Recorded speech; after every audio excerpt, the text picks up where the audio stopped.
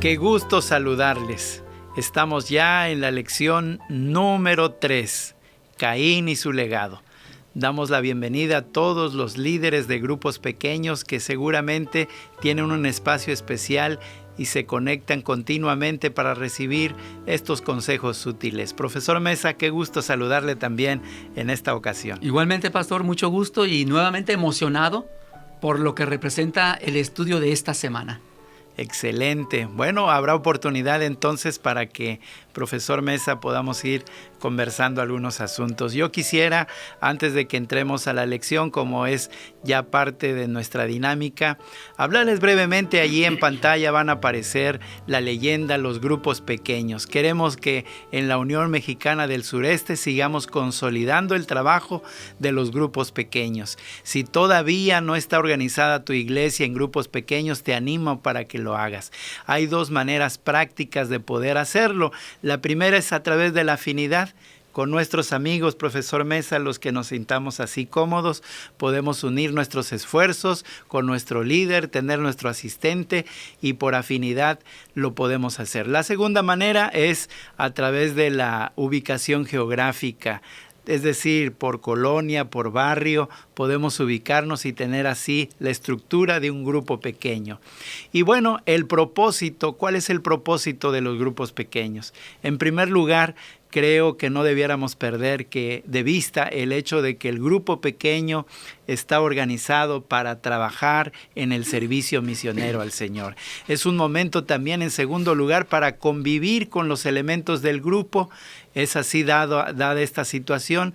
Así que estos buenos propósitos no debiéramos perderlos de vista. Te animo entonces para que allí en tu iglesia te puedas organizar. La iglesia que está organizada en grupos pequeños llevará mucha bendición, traerá mucho provecho. El esfuerzo será menor. La iglesia estará activa también.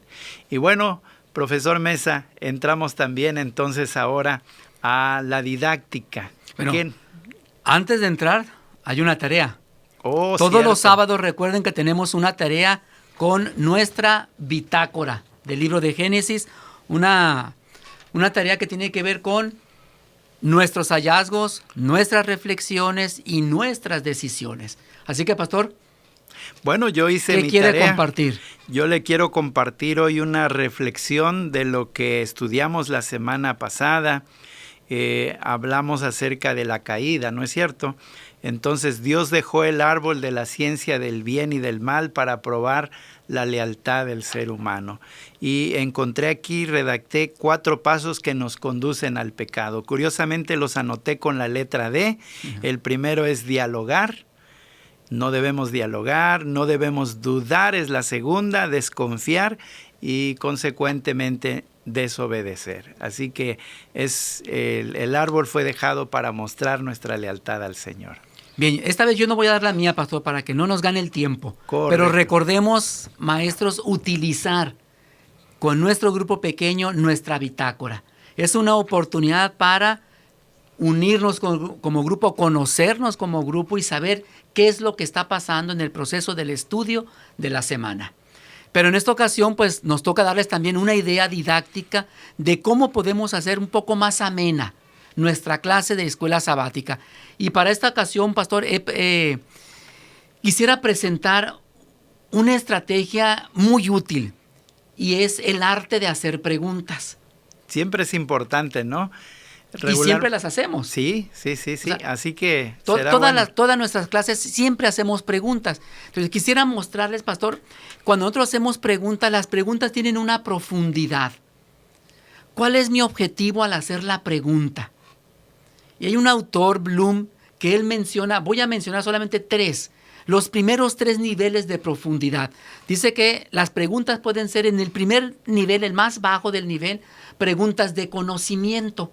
Por ejemplo, en nuestra clase de escuela sabática, yo puedo preguntar el versículo de memoria. Simplemente es recordar el versículo. Otra idea es, ¿qué pensó Eva cuando nació Caín, su hijo? La lección lo dice. Entonces, yo puedo hacer esa pregunta, ¿qué pensó Eva? Otra pregunta que yo puedo hacer en este tema es, ¿qué 2 reacciones tuvo Caín cuando Dios no aceptó su ofrenda? Son preguntas solamente para recordar lo que la lección dice. Primer nivel, preguntas de conocimiento. Puedo ir un poco más, avanzar en las preguntas que son preguntas de comprensión, para saber qué entendió el alumno en este caso, al estudiar la lección. Y por ejemplo, tengo aquí dos preguntas de ejemplo. Génesis 3 enlista una serie de crímenes. Caín, Lamec, aumento de la maldad. A pesar de esto, viene la pregunta, ¿por qué no todo está perdido para el ser humano? Es una pregunta donde yo puedo pensar, oye, de veras. Reflexionar Y expresar qué es lo que yo entiendo ante esta pregunta. Un segundo ejemplo es, ¿qué nos enseña la historia de Caín respecto al libre albedrío y que Dios no nos obliga a obedecer? Interesante. Entonces ya permito que el alumno piense un poco más. Ahora, vamos aumentando. Exacto. ¿No? Tengo preguntas de conocimiento. ¿Qué dice la lección? ¿Qué dice la Biblia? Memoria. Avanzo un poco más y preguntas de qué comprendí, qué entendí de la lección. Ya hacen más reflexivo el pensamiento. Así es, pero avanzo un poquito más y tengo preguntas de aplicación. O sea, esa reflexión que yo tengo, ¿cómo puedo aplicarlo a mi vida? Tenemos aquí un ejemplo. Miqueas 6:7 e Isaías 1:11, lo menciona la lección, nos dicen que Dios estaba cansado de tantos sacrificios. La pregunta, ¿cómo podemos aplicarlo a nuestra vida y a nuestra adoración? Me lleva a la reflexión, pero me lleva ahora a una toma de decisión. O sea, ¿será que Dios ya se cansó de lo que yo le ofrezco? Si se cansó con lo que yo le ofrezco, ¿cómo puedo entonces mejorar mi adoración? ¿Cómo puedo mejorar mi estilo de vida para con Dios? Sí, y la calidad de lo que le ofrecemos, ¿no? El servicio, por ejemplo. Ahora entonces mi pregunta me lleva no solamente a reflexionar, no solamente a conocer, a reflexionar, sino a que debo hacer algo. Son tres niveles de pregunta, de profundidad en las preguntas. Conocimiento, comprensión y aplicación. Y con esto, pastor, yo creo que podemos enriquecer el estudio de nuestra lección. Perfecto. Puesto en práctica será un excelente recurso. Muy bien, así que entramos de lleno prácticamente entonces ahora a la lección, al repaso breve. Esto es un bosquejo que le puede ser muy útil a usted cuando se relaciona con el grupo pequeño en la enseñanza. Caín y su legado. Un bosquejo, pero también vamos a saborear un poquito más, ¿no? Por supuesto que sí. Bueno, antes tenemos algunos datos curiosos. Muéstrenos uno nada más. Muy bien, a mí me gustó mucho y me llamó la atención. Un dato curioso, dice la Biblia que Caín se fue a la tierra de Nod. Y yo me quedé, bueno, ¿Dónde es Nod? Me puse a buscar un poquito. Nos dice la literatura que Nod estaba ubicado al oriente del Edén. Nosotros sabemos, según los estudiosos, que el Edén estaba ubicado en esa zona de donde está el Éufrates. Entonces, si decimos que estaba al oriente del Edén, podemos pensar entonces que Nod estaba ubicado en el Oriente Medio, en el cercano Oriente, más que todo. Y Nod está relacionado con la palabra hebrea Nodedim, que significa fugitivo. Quizá por el hecho de que Caín había salido como un fugitivo, se le llamó de esta manera, haciendo alusión pues a lo que Dios lo echó del Edén. Entonces, Nod, dicen los que han estudiado, que está ubicado en el Oriente cercano, en el cercano Oriente. Bueno, pues ahí tiene usted un dato también para introducir la lección, el repaso de la lección. Y bueno, tenemos ahí prácticamente ahora la idea lógica que vamos a seguir apareciendo ya en pantalla, las consecuencias del pecado. Parece, profesor Mesa, que venimos de más a menos. Ahora vamos en una línea descendiente, ¿no? Caín, las consecuencias del mal. ¿Qué le parece lo que hace Caín? ¿A dónde lo llevó? ¿A dónde va? ¿Qué es lo que fue produciendo en su vida? Siento en esta caída en la que vamos en lo que respecta al pecado, empezamos por qué pasa en nuestra mente. Nos lleva a pensamientos, como dice la Biblia, de continuo al mal. Eso nos lo dice más adelantito, lo veremos quizá en la lección del diluvio. Pero nos lleva a malos pensamientos, a ser autosuficientes, a creernos que nosotros podemos sin Dios. Es correcto. Dos muchachos diferentes, ¿no? Desde sus ocupaciones. Uno dedicado a la labranza de la tierra, el otro dedicado al pastoreo de las ovejas. Actitudes y mentalidades también diferentes. El labrador trata de adquirir el fruto de la tierra. El pastor trata de mantener lo que se le ha confiado, en este caso particular, las ovejas. Así que dos muchachos completamente diferentes, pero que presentan también sacrificios, ofrendas de manera diferente. Y por eso en pantalla aparece la palabra obedecer y desobedecer. Esta parte, pastor, me llamó mucho la atención. Me confundí al inicio cuando leí esta parte de la sección de lo que Dios les pidió. Dios les dio indicaciones claras. Y vamos a decir, podemos decir indicaciones directas, porque ya con Adán y Eva Dios hablaba cara a cara con ellos. Ya con Caín y con Abel no se da ese registro de que Dios hablara cara a cara. Sin embargo, ellos podían ver el huerto del Edén, podían ver al ángel todavía que resguardaba la entrada al Edén. Así que sabían que las indicaciones de Dios eran claras. Sin embargo, no obedecieron. Bueno, uno obedeció completamente y el otro no obedeció del todo. Y aquí es donde me llamó la atención ese sacrificio, pastor, esas ofrendas que Dios pedía. Dígame explíqueme un poquito. Yo me confundí en esta parte al principio. Claro, dos tipos de ofrendas. En primer lugar, la ofrenda que se tenía que presentar en relación al Cordero evocaba sobre la salvación, el tema de la salvación nos conducía hacia allá. Pero el tema, la ofrenda, de las frutas o del producto de labranza tenía que ver más con un acto de gratitud.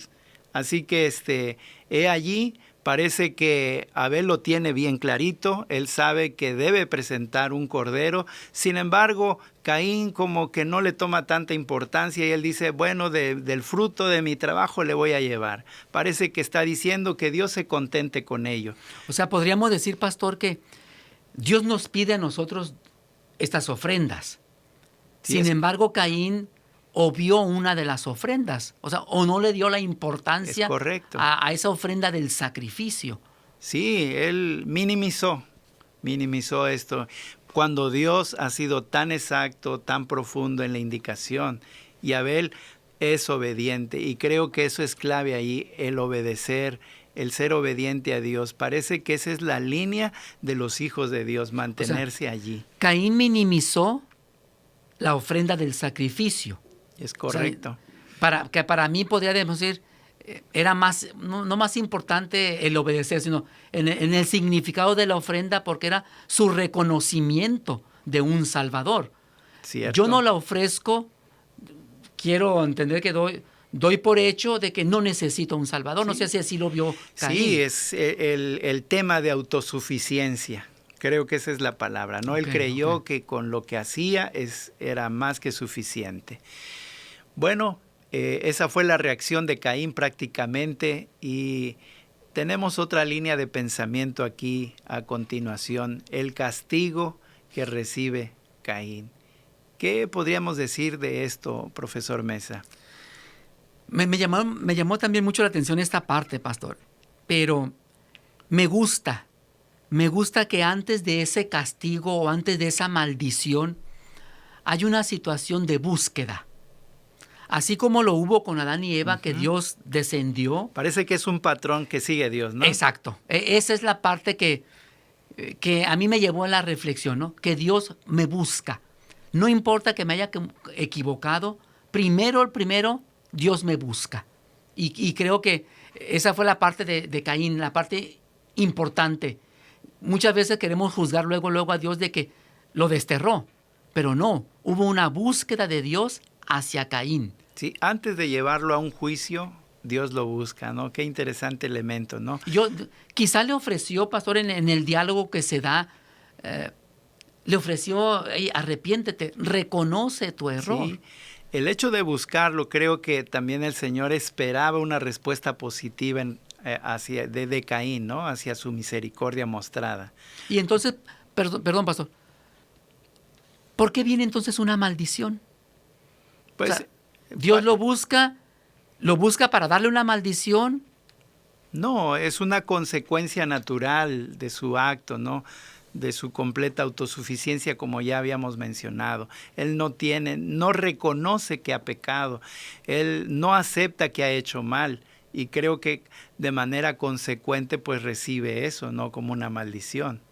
¿En qué consistió, pastor? ¿Sabe algo de esa maldición? Bueno, hay mucha especulación allí al respecto, ¿no? Hay quienes dicen que seguramente que fue una mancha en la piel, una marca, pero eso es especular, ¿no? Que de ahí deriva también el color de la piel, etcétera. Cosas que, pues, no, repito, son especulaciones. Creo que podemos quedarnos concretamente en el hecho de que Dios desaprobó la muerte. Dios desaprobó, era un ataque directo a los mandamientos del Señor, ¿no? Y Dios no lo aprueba de ninguna manera. Muy bien, pastor. Estamos viendo solamente un bosquejo. Es correcto. De lo que incluye la lección. Sí, ciertamente. ¿Cuál es la última parte de esta sección? Bueno, parece, profesor Mesa, que de aquí ya Dios está ya derivando dos grupos de personas. Los obedientes, lo que le llamamos, o la Biblia le llama los hijos de Dios. Por contrario, los desobedientes, que a partir de este momento van a recibir el título los hijos de los hombres. Ok, muy bien. Después de estudiarlo, pastor, después de revisar la lección, me gusta porque todos los días me hace preguntas la lección. Al final vienen algunas preguntas muy importantes y quisiera yo dejarles una última pregunta que pudiéramos decir, vamos a aplicarla a nuestra vida. ¿Qué legado estás dejando a quienes te rodean? O sea, ¿qué estoy dejando yo? Caín dejó un legado a sus descendientes. Yo, ¿qué legado estoy dejando a quienes me rodean? Ya sea mi familia cercana o mi familia espiritual. No sé esto a qué me lleve. O sea, si yo estoy preocupado por un legado, debe llevarme a tomar, pastor, alguna decisión. ¿Qué piensa de terminar así, vamos a decir, el estudio de esta semana? Bueno, me quedo con algo, profesor Mesa, que Dios está interesado, aun cuando vayamos en una dirección equivocada, Dios nos va a reconvenir a hacer lo bueno. Ese fue el interés, la intención en la búsqueda de Caín, de llamarlo a hacer lo bueno. Dios intentó de alguna manera también de reconvenirlo en el autocontrol. Y hay situaciones en las que nos ponemos o nos pone la vida en las que tenemos que hacer lo mismo, ¿no? Reconvenir si vamos en una dirección equivocada. Bueno, es momento para dar un alto y también para hacer lo bueno. Creo que eso lo permite. Hay situaciones, repito, difíciles en las que hay que tomar mucho autocontrol. Me quedo con ello. Muy bien, pastor, pues con esto estamos llegando al final. Por su atención, muchas gracias y bueno, tienen aquí algunos elementos que pueden poner en práctica con el grupo pequeño. Que Dios les bendiga y nos saludamos en una próxima ocasión.